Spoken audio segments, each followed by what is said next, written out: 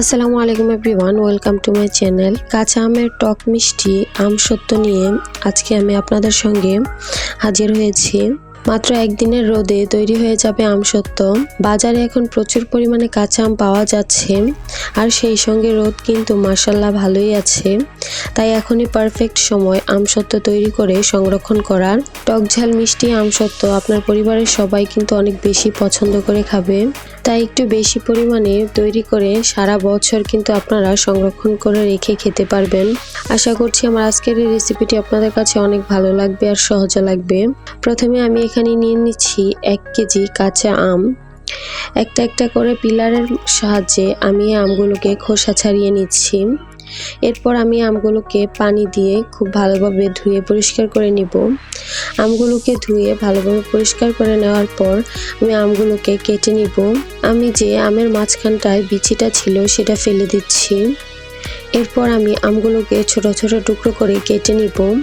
এতে করে আমগুলো সিদ্ধ করার সময় আর বেশি সময় লাগবে না। কেটে নেওয়া আমগুলোকে আমি একটা প্যানের মধ্যে নিয়ে নিচ্ছি। আমগুলোকে খুব ভালোভাবে সেদ্ধ হওয়ার জন্য এখানে আমি পরিমাণ মতো পানি নিয়েছি। পানিটা এভাবে দিতে হবে যাতে আমগুলো সেদ্ধ হয়ে যায় কিন্তু পানিটা শুকিয়ে না যায়।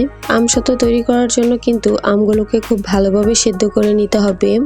এমনভাবে সেদ্ধ করতে হবে যেন চাপ দিলেই গলে যায়। প্রায় 20 মিনিটের মতো আমগুলোকে আমি সেদ্ধ করে নিয়েছি। আর দেখতেই পাচ্ছেন আমগুলো দেখতে ঠিক এরকম হয়েছে। একটু খেয়াল করলে দেখতে পারবেন আমি যে বড় টুকরোগুলো আছে এগুলোকে একটু চেপে দিলে কিন্তু গলে যাচ্ছে। তার মানে আমাদের আমগুলো কিন্তু খুব ভালোভাবে ঠিকঠাকভাবে সিদ্ধ হয়ে গেছে। এবার আমের এই মিশ্রণটাকে আমি চুলা থেকে নামিয়ে কিছুটা ঠান্ডা করে নিব। কিছুটা ঠান্ডা হয়ে যাওয়ার পর আমি একটা ছাঁকনিতে নিয়ে নিচ্ছি। আমসত্ত্ব তৈরি করার জন্য কিন্তু এভাবে আমের পিউরিটাকে ছেঁকে নিতে হবে। আমের আঁশ বা আমের বিচির যে অংশটা থাকে সেটাকে কিন্তু অবশ্যই ফেলে দিতে হবে। আমার এখানে ছাঁকা হয়ে গেছে, দেখতেই পাচ্ছেন। আমি এখানে খুব সুন্দর একটা স্মুথ আমের পিউরি পেয়েছি। এরপর আমি আমের পিউরিটাকে আবারও প্যানে নিয়ে নিচ্ছি। আর দেখতেই পাচ্ছেন এখানে কিন্তু বেশ ঘন একটা পিউরি তৈরি করা হয়েছে। আমার এই পিউরিটা যদি পাতলা হতো তাহলে কিন্তু আবারও অনেকটা সময় ধরে জাল করে আমের পিউরিটাকে ঘন করতে হতো। যেহেতু আমের এই পিউরিটা অনেক বেশি ঘন, তাই এই আমের পিউরিটাতে ঘন ঘন নাড়তে হবে, তা না হলে কিন্তু নিচ থেকে লেগে যেতে পারে। কিছুক্ষণ জাল করে নেওয়ার পর এবার এখানে আমি দিয়ে দিচ্ছি 1 কাপ পরিমাণ চিনি। কাঁচা আমের মধ্যে 1 কাপ চিনি খুব বেশি একটা মিষ্টি হবে না, কেননা কাঁচা আম অনেক বেশি টক থাকে। তবে আপনারা চাইলে কিন্তু চিনির পরিমাণটা আরও বাড়িয়ে দিতে পারেন। চিনিটা দেওয়ার সঙ্গে সঙ্গে চিনিটাকে খুব ভালোভাবে নেড়েচেড়ে মিশিয়ে নিতে হবে। আমি আবারও বলছি, এই মিশ্রণটা কিন্তু অনেক বেশি ঘন, তাই অনবরত নাড়তে থাকতে হবে একদম শেষ পর্যন্ত, তা না হলে কিন্তু নিচ থেকে লেগে যেতে পারে। কিছুক্ষণ নেড়েচেড়ে জাল করে নেওয়ার পর চিনিটাও গলে গেছে আর পিউরিটাও কিন্তু ফুটতে শুরু করেছে। ঠিক এই অবস্থাতেই আমি এখানে দিয়ে দিচ্ছি 1 চা চামচ লবণ, দিয়ে দিচ্ছি 1 চা চামচ বিট লবণ, কালো গোলমরিচের গুঁড়া দিয়ে দিচ্ছি 1/4 চা চামচ। এবার আমি সবকিছুকে একসঙ্গে খুব ভালোভাবে মিশিয়ে নিচ্ছি। সবকিছু খুব ভালোভাবে মিশানো হয়ে গেলে এবার এখানে আমি দিয়ে দিব 2 থেকে 3 ফোঁটার মতো গ্রিন ফুড কালার। তবে আমি এখানে কাঁচা আমের মধ্যে গ্রিন ফুড কালারটা ব্যবহার করছি দেখতে লোভনীয় দেখার জন্য, তবে আপনারা অবশ্যই স্কিপ করতে পারেন। এজন্য কালারটা কিন্তু দেখতে অনেক বেশি সুন্দর আসবে, তবে এটা টোটালি অপশনাল, বাদ দিতে পারেন। এবার এখানে আমি ঝালের জন্য দিয়ে দিচ্ছি 1 চা চামচ চিলি ফ্লেক্স। তবে আপনারা চাইলে কিন্তু এখানে লাল মরিচের গুঁড়াটাও ব্যবহার করতে পারেন। যেহেতু আমরা টক ঝাল মিষ্টি আমসত্ত্ব তৈরি করব, তাই এখানে আমি ঝালটা দিয়েছি, তবে আপনারা চাইলে কিন্তু অবশ্যই স্কিপ করতে পারেন। চিলি ফ্লেক্সটা দেওয়ার পর আমি আবারও সবকিছুকে একসঙ্গে খুব ভালোভাবে মিশিয়ে নিচ্ছি। আমসত্ত্ব তৈরির জন্য আমের এই মিশ্রণটা কিন্তু একদমই তৈরি করা হয়ে গেছে। এবার আমি চুলা থেকে নামিয়ে মিশ্রণটাকে কিছুটা ঠান্ডা করে নিব। আমসত্ত্ব রোদ্রে দেওয়ার জন্য আমি এখানে একটা ট্রে নিয়েছি। এবার আমি এর মধ্যে কিছুটা তেল ব্রাশ করে নিচ্ছি। এরপর ঠিক এই মিশ্রণটাকে দিয়ে দিব। মিশ্রণটাকে চারপাশে ঘুরিয়ে দিচ্ছি। এবার আমি আমসত্ত্বের ট্রেটা রোদ্রে দেওয়ার পালা। বারান্দায় বা ছাদে যেখানে আপনাদের সুবিধা মনে হয় সেখানে রোদ্রের মধ্যে দিলেই চলবে। রৌদ্র দিয়ে রাখতে হবে 1 দিনের মতো। যেহেতু আমি আমসত্ত্বটাকে পাতলা রেখেছি তাই একদিনের মধ্যে কিন্তু আমার এই আমসত্ত্বটা একদমই শুকিয়ে গেছে। ট্রের মধ্যে তেল দেওয়ার কারণে দেখতে পাচ্ছেন আমসত্ত্বটা খুব সুন্দরভাবে উঠে আসছে। যদি আপনাদের কাছে মনে হয় একদিনের মধ্যে আমসত্ত্বটা উঠে আসছে না, তাহলে কিন্তু আপনারা চাইলে আরো একদিন রোদ্রের মধ্যে রাখতে পারেন। আর এই সময়টা একদমই পারফেক্ট সময় আমসত্ত্ব তৈরি করার জন্য, কারণ এখন রোদের তাপমাত্রা অনেক বেশি। আমসত্ত্বগুলোকে আমি এভাবে নিজের পছন্দ মতো কেটে নিয়েছি, তবে আপনারা চাইলে কিন্তু আপনাদের নিজেদের পছন্দ অনুযায়ী যে কোনো শেপে কেটে নিতে পারেন। আপনারা চাইলে কিন্তু ম্যাঙ্গো বারের মতো সংরক্ষণ করে নিতে পারেন। এভাবে কেটে যেভাবেই হোক আপনারা যদি নর্মাল ফ্রিজে কোনো একটা এয়ারটাইট বক্সে রেখে দিতে পারেন, তাহলে কিন্তু 1 বছরের মতো আমসত্ত্বগুলো এভাবেই খেতে পারবেন। দেখতেই পাচ্ছেন আমি আমসত্ত্বগুলোকে খুব সুন্দরভাবে কেটে নিয়েছি, আর দেখতেও কিন্তু অনেক বেশি লোভনীয় লাগছে। পরিবারের ছোট থেকে বড় সবাই অনেক বেশি পছন্দ করবে। বাচ্চারা তো আমসত্ত্বগুলোকে একদম ম্যাঙ্গো বারের মতো করেই খাবে। টক ঝাল মিষ্টি আমসত্ত্বগুলো যে খাবে সেই কিন্তু আপনার ফ্যান হয়ে যাবে। আশা করছি আমার আজকের রেসিপিটি আপনাদের কাছে অনেক সহজ লেগেছে আর ভালো লেগেছে। আজকে আমি আপনাদের সঙ্গে শেয়ার করব একটি নতুন রেসিপি। সেটা হচ্ছে কাঁচা আমের অনেক বেশি ইয়াম্মি স্বাদের একটি আচারের রেসিপি। আর আজকে আমি এই আচারটি তৈরি করব তেল ছাড়া, একদমই মশলায় ভরপুর, কোনো রকমের তেলের প্রয়োজন হবে না। আশা করি দেখেই বুঝতে পারছেন আচারটির কালারটা অনেক বেশি সুন্দর হয়েছে, আর খেতেও কিন্তু অনেক বেশি মজার হয়েছে। একদমই ঝামেলা নেই, একদম কম সময়ে আপনারা তৈরি করে নিতে পারবেন। চলুন তাহলে কথা না বাড়িয়ে চলে যাচ্ছি পুরো রেসিপিতে। এই আচারটা তৈরি করার জন্য প্রথমে আমি আমের খোসাটাকে ছাড়িয়ে আমগুলোকে টুকরো করে কেটে নিচ্ছি। একটা আমের স্লাইসকে আমি কয়েক টুকরো করে নিচ্ছি। এরকম ভাবে আমি সবগুলো আমের টুকরো করে নিচ্ছি। এখন আমি যে পাত্রে আচারটা বানাবো সেই পাত্রে আমগুলোকে নিয়ে নিচ্ছি। এবার এখানে আমি দিয়ে দিচ্ছি স্বাদ মতো গুড়। তবে গুড়ের পরিবর্তে আপনারা চাইলে এখানে চিনিও ব্যবহার করতে পারেন, তবে গুড়টা দিলে কিন্তু টেস্টটা অনেক বেশি ভালো আসে আর কালারটাও খুব সুন্দর আসে। এবার এখানে আমি দিয়ে দিচ্ছি 2 টেবিল চামচ সাদা সিরকা। এখন খুব ভালো করে আমি এই সবকিছুকে নেড়েচেড়ে মিশিয়ে নিচ্ছি। কিছুক্ষণ রেখে দিলেই দেখা যাবে গুড়টা থেকে পানি ছাড়তে শুরু করেছে। এই আচারে আমি কোনো এক্সট্রা পানি দিব না, আর এই পানিতেই কিন্তু আচারটা বানিয়ে নিব। আচারের জন্য এখন আমি একটা স্পেশাল মশলা বানিয়ে নিচ্ছি। একটা পাত্রে নিয়ে নিচ্ছি 1 চা চামচ মৌরি, দিয়ে দিচ্ছি 1 চা চামচ জিরা, দিয়ে দিচ্ছি 1 চা চামচ পাঁচফোড়ন, আর দিয়ে দিচ্ছি 1 চা চামচ কালো জিরা। তবে আপনারা কিন্তু 1 চা চামচ আস্ত ধনিয়াও ব্যবহার করতে পারেন। আমার হাতের কাছে ছিল না তাই আমি দিতে পারিনি।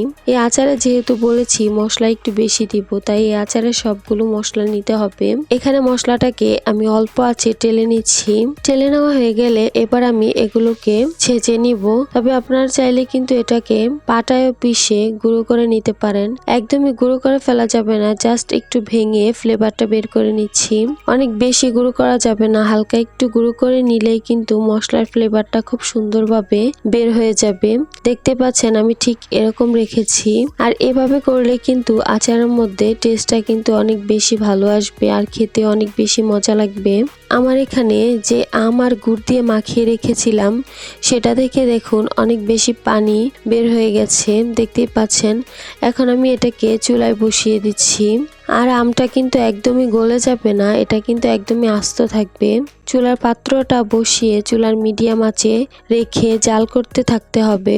আচারটা যখন ফুটতে শুরু করবে তখন এখানে আমি দিয়ে দেব 1/2 চা চামচ লাল মরিচের গুঁড়া, যাতে করে কালারটা অনেক বেশি সুন্দর আসে। এবার এখানে আমি জাল করতে থাকবো। দেখতেই পাচ্ছেন আরো কিছুক্ষণ জাল করে নেওয়ার পর খুব সুন্দর একটা কালার চলে এসেছে। ঠিক এই পর্যায়ে এখন আমি এখানে দিয়ে দিব আগে থেকে যে মশলাটা তৈরি করে রেখেছিলাম সেটা। দেখতে পাচ্ছেন আমের টুকরোগুলো কিন্তু এখনো গলে যায়নি। আর এখানে আমি দিয়ে দিচ্ছি বিট লবণ স্বাদ মতো। আচারের মধ্যে কিন্তু বিট লবণ দিলে অনেক বেশি ভালো লাগে খেতে। এবার আমি সবকিছুকে নেড়ে চেড়ে খুব ভালোভাবে মিশিয়ে নিচ্ছি। তেল ছাড়া এই আচারটা বানানো প্রায় শেষের দিকে। আমি এই মশলাটা দিলে মনে হয় বেশি ভালো লাগে, তবে আপনারা চাইলে কিন্তু এই মশলাটা আরো কমিয়েও দিতে পারেন। তবে আমার কাছে মনে হয় মশলাটা বেশি দিলে বেশি খেতে মজা লাগে। দেখতেই পাচ্ছেন আমার এখানে খুব সুন্দর একটা আচারের কালার তৈরি হয়েছে আর দেখতে অনেক বেশি অসাধারণ লাগছে। আমি এবার চুলা থেকে এটাকে নামিয়ে নিব। এখন ঝোলটা এই পর্যায়ে ঠিক এরকম আছে, তবে এটা ঠান্ডা হয়ে যাওয়ার পর কিন্তু ঝোলটা আরো টেনে নিবে। তো এই পর্যায়ে আমি চুলা থেকে আচারটাকে নামিয়ে নিচ্ছি। চুলা থেকে নামিয়ে এটাকে ঠান্ডা করে তারপর কোনো এয়ারটাইট বক্সে রেখে ফ্রিজের নর্মাল চেম্বারে রেখে খেতে পারবেন 1 বছর। এখন এই আচারটাকে আমি একটা বাটিতে ঢেলে পরিবেশন করে আপনাদেরকে দেখিয়ে দিচ্ছি। দেখতেই পাচ্ছেন কত সুন্দর হয়েছে কালারটা, খেতে তো অনেক বেশি ইয়াম্মি হয়েছে। দেখে বোঝা যাচ্ছে এটা খেতে ঠিক কতটা মজা হবে। দেখেই তো নিলেন একদম কম সময় আর কম উপকরণে, একদম ঘরোয়া উপকরণে তৈরি হয়ে গেল কত সহজে আমের আচার। যাদের কাছে এরকম সহজ রেসিপি ভালো লাগে তারা আমার চ্যানেলটি সাবস্ক্রাইব করে রাখতে পারেন। আশা করছি আমার আজকের রেসিপিটা আপনাদের কাছে অনেক বেশি ভালো লেগেছে আর সহজ লেগেছে। আজকে আমি আপনাদের সঙ্গে শেয়ার করব কাঁচা আমের প্রাণ জুড়ানো শরবত।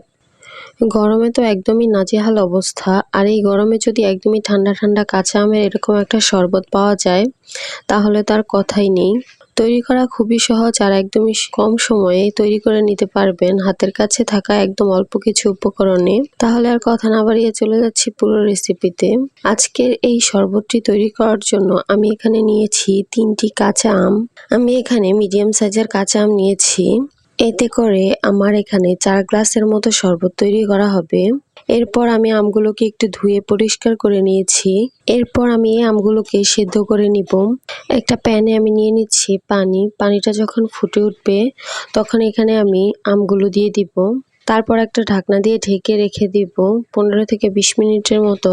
15 থেকে 20 মিনিট জাল করলেই কিন্তু আমগুলো খুব সুন্দরভাবে সেদ্ধ করা হয়ে যাবে। আমগুলোকে একটু সময় নিয়ে সেদ্ধ করলে কিন্তু আমের শরবতটা একদমই পারফেক্ট ভাবে তৈরি করা সহজ হয়ে যায়। এরপর সেদ্ধ করা আমগুলোকে আমি খুব ভালো করে ঠান্ডা করে নিব। আমি এখানে আমগুলোকে আস্ত সেদ্ধ করেছি, তবে আপনারা চাইলে কিন্তু খোসাটা ছাড়িয়ে আমগুলোকে ছোট ছোট টুকরো করে তারপর সেদ্ধ করে নিতে পারেন। সেদ্ধ করার পর আমি আমগুলোকে খুব ভালোভাবে ঠান্ডা করে নিব। তারপর আমি আমগুলো থেকে খোসাটা ছাড়িয়ে নিচ্ছি। আর দেখেই তো নিলেন খোসাটা ছাড়ানো কতটা সহজ হয়ে গিয়েছে। এবার আমি আমগুলোকে একটা ব্লেন্ডারে নিয়ে নিব। আর অবশ্যই আমের এই আটিটা ফেলে দিতে হবে। ব্লেন্ডারে নিয়ে নেওয়ার পর এবার এখানে আমি দিয়ে দিচ্ছি 1/2 কাপ ধনেপাতা কুচি। ধনেপাতাটা অবশ্যই দিতে চেষ্টা করবেন, এতে করে শরবতের ফ্লেভার আর কালার দুটোই খুব সুন্দর আসবে। আর আরো রিফ্রেশিং করার জন্য আপনারা এখানে দিতে পারেন 8 থেকে 10টির মতো পুদিনা পাতা, তবে আমার হাতের কাছে ছিল না তাই আমি আজকে দিতে পারিনি। ঝালের জন্য এখানে আমি দিয়ে দিচ্ছি একটা কাঁচামরিচ। আর এখানে কিন্তু একটা কাঁচামরিচই দিতে হবে, এর বেশি দেওয়া যাবে না, তাহলে কিন্তু ঝালটা অনেক বেশি হয়ে যাবে। এরপর এখানে আমি দিয়ে দিচ্ছি 2 টেবিল চামচ চিনি। চিনির পরিমাণটা আমি বেশি দিলাম না, তবে আপনারা চাইলে কিন্তু এখানে চিনির পরিমাণটা বাড়িয়ে বা কমিয়েও দিতে পারেন। এরপর এখানে আমি দিয়ে দিচ্ছি 1/4 চা চামচ লবণ, দিয়ে দিচ্ছি 1/4 চা চামচ বিট লবণ, ভাজা জিরার গুঁড়া দিয়ে দিচ্ছি খুবই সামান্য বা 1 চিমটির মতো। এরপর এখানে আমি দিয়ে দিচ্ছি 1 কাপ ঠান্ডা পানি। প্রথমে আমি 1 কাপ ঠান্ডা পানি দিয়ে ব্লেন্ড করব, তারপর আমি আবারও 1 কাপ পানি অ্যাড করব। এবার আমি এটাকে ব্লেন্ড করে নিব। আমি ব্লেন্ডারে জাগটা আটকিয়ে এটাকে ব্লেন্ড করে নিচ্ছি। আজকে আমি নর্মাল ব্লেন্ডার দিয়ে জুসটা তৈরি করছি, তবে আপনারা চাইলে কিন্তু যে কোনো হ্যান্ড ব্লেন্ডারও ব্যবহার করতে পারেন। যেহেতু আম খুব ভালোভাবে সেদ্ধ করা ছিল তাই এগুলো ব্লেন্ড করতে খুব বেশি একটা সময় লাগবে না। 1 থেকে 1.5 মিনিটের মতো কিন্তু সময় লাগতে পারে। 1 থেকে 1.5 মিনিটের মধ্যেই কিন্তু ব্লেন্ড করা হয়ে যাবে। সবকিছু ব্লেন্ড করা হয়ে গেলে এবার এখানে আমি দিয়ে দিচ্ছি আরো 1 কাপ পানি। পানিটা দেওয়ার পর আমি আবারও সবকিছুকে খুব ভালোভাবে ব্লেন্ড করে নিচ্ছি। ধনেপাতা দেওয়ার কারণে এই শরবতের কালারটা কিন্তু অনেক বেশি সুন্দর এসেছে। এবার আমি শরবতটাকে একটা ছাঁকনিতে করে ছেঁকে নিব। যদিও আমার এই শরবতের মধ্যে কোনো রকমের লাম্পস নেই, তারপরে একটু ছেঁকে নিলে কোনো রকমের আঁশ থাকলে সেটা কিন্তু চলে যাবে। এবার চাইলে আপনারা এই শরবতটাকে নর্মাল ফ্রিজে রেখে তারপর খেতে পারেন। খাওয়ার আগ পর্যন্ত ফ্রিজে রাখতে পারেন। এবার আমি একটা বাটির মধ্যে নিয়ে নিচ্ছি 1 টেবিল চামচ লাল মরিচের গুঁড়া, নিয়ে নিচ্ছি 1 টেবিল চামচ লবণ। এরপর আমি এই মরিচটাকে একসঙ্গে খুব ভালোভাবে লবণের সঙ্গে মিশিয়ে নিচ্ছি। তারপর যে গ্লাসে শরবতটা আমি আজকে সার্ভ করব, সেই গ্লাসটাতে 1 পিস লেবু দিয়ে এভাবে একটু ঘষে নিচ্ছি। এভাবে লেবু দিয়ে গ্লাসের কিনারাটা ঘষে নিলে কিন্তু লবণ আর মরিচের যে মিশ্রণটা রেখেছিলাম সেটা কিন্তু গ্লাসের কিনারার মধ্যে খুব ভালোভাবে সেট হয়ে যাবে। দেখতেই পাচ্ছেন গ্লাসগুলো দেখতে কিন্তু অনেক বেশি লোভনীয় লাগছে। এরপর আমি এই গ্লাসগুলোতে কাঁচা আমের শরবতটা ঢেলে দিচ্ছি। ঠান্ডা ঠান্ডা কাঁচা আমের মিষ্টি ঝাল শরবত তৈরি করা হয়ে গেছে। উপর থেকে আমি কিছু আইস কিউব দিয়ে দিচ্ছি। এরকম ঠান্ডা ঠান্ডা কাঁচা আমের শরবত এই গরমে খেলে কিন্তু মন কলিজা ঠান্ডা হয়ে যাবে। খাওয়ার আগে অবশ্যই কিন্তু হালকা হাতে শরবতটাকে নেড়ে চেড়ে নিতে হবে। আমি শরবতের মধ্যে যে উপকরণগুলো দিয়েছি এগুলোর মধ্যে পরিমাণটা কিন্তু ধরা বাঁধা নিয়ম নেই। আপনারা চাইলে নিজেদের ইচ্ছে মতো বাড়িয়ে বা কমিয়ে দিতে পারেন। একদমই সহজ আর গরমের জন্য রিফ্রেশিং একটা জুস। আশা করছি আপনাদের কাছে অনেক ভালো লেগেছে আর সহজে লেগেছে।